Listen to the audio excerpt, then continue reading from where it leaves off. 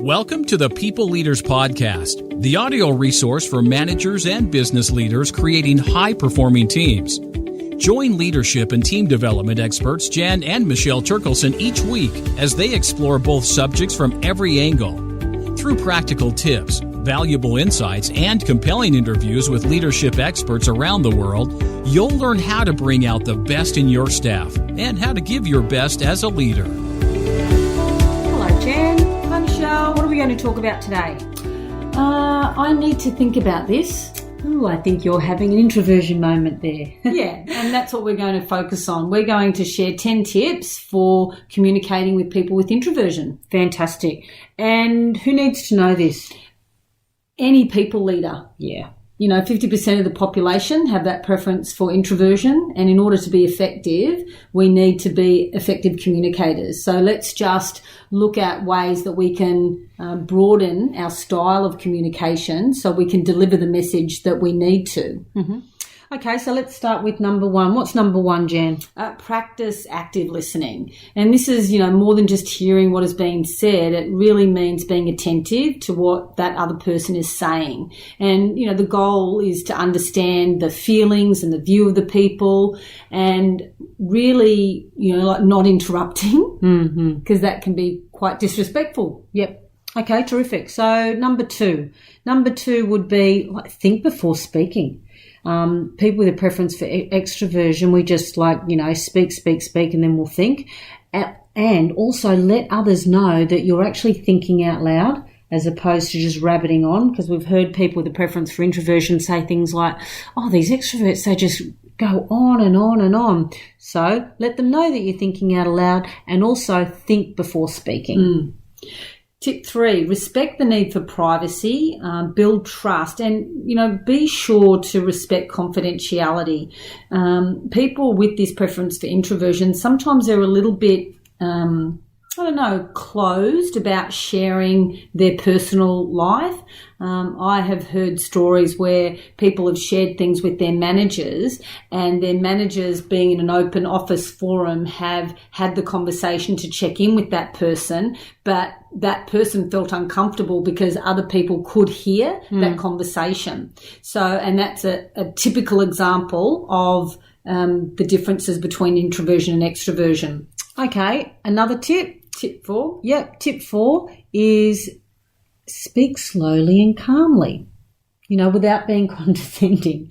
So sometimes people with the opposite preference, we can talk very quickly and, flit all over the place. So just speak calmly and slowly. A little bit of silence is going to be perfectly acceptable for somebody who has a preference for introversion. And why is that important, to speak slowly? Because it gives people time to process. That's right. Yeah, because people with introversion are really listening to everything that you're saying, and they're kind of referring to the past and the present and making sense of it.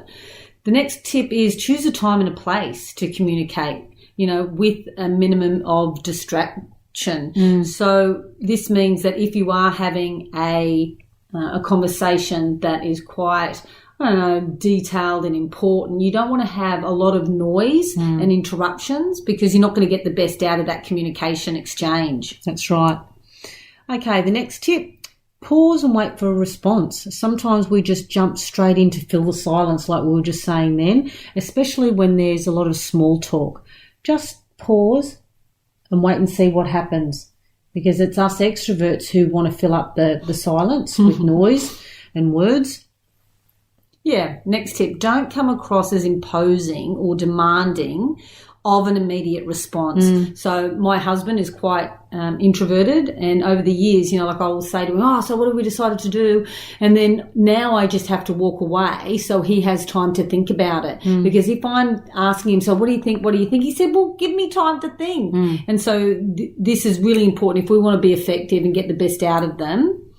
And it's going to be worth it. Yeah. The response that you get back is going to be worth it. So the next tip, provide information ahead of time and allow time for processing. So it's almost like a follow-on from your point, Jan, is if you are going to have a team meeting, always definitely send out the agenda, even if it's just a couple of dot points. Give time, an opportunity for people with a preference for introversion to process that information, because you'll get some really good good responses if you do that. And even in a meeting, create that time and space for processing. Yeah. So even if you say, I would like an answer from everyone around the table, we might start, with you, Joan, and work our way around. And I'll just give us a couple of minutes just to reflect on, the financials or whatever it is that you're looking at.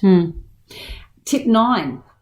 Yeah, just focus on one topic and stay on topic, and also avoid making immediate decisions, because people with a preference for extroversion can, have that, push to, let's decide straight away, and they've got lots of, it's all about the breadth, maybe there's lots of topics that they want to cover. However, stay on topic. Yeah, so if you are communicating with introverts, it is important to avoid making those immediate decisions, because sometimes you're going to get the aha moments away from the meeting, outside that conversation. So sometimes if you don't have to make that decision immediately, perhaps postpone it just for a little while because it's all about getting an effective result. And tip number 10. Yeah. Summarise your final thoughts and the direction that you've agreed on. And that's just a good tip for whether you're communicating with the introversion, extroversion, or any particular type, but summarise and share it. Yeah. And I suppose this comes to, a clear call to action.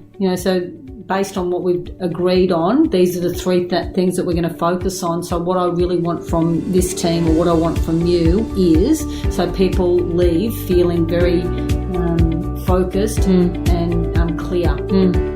Okay, so there are our top 10 tips for when communicating with people with a preference for introversion. We hope you enjoyed today's episode of the People Leaders Podcast.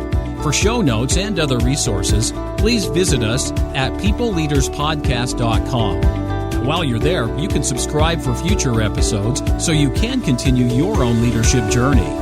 And please be sure to share this and other episodes with your friends and colleagues. The People Leaders Podcast is brought to you by the Experts on Air Podcast Network.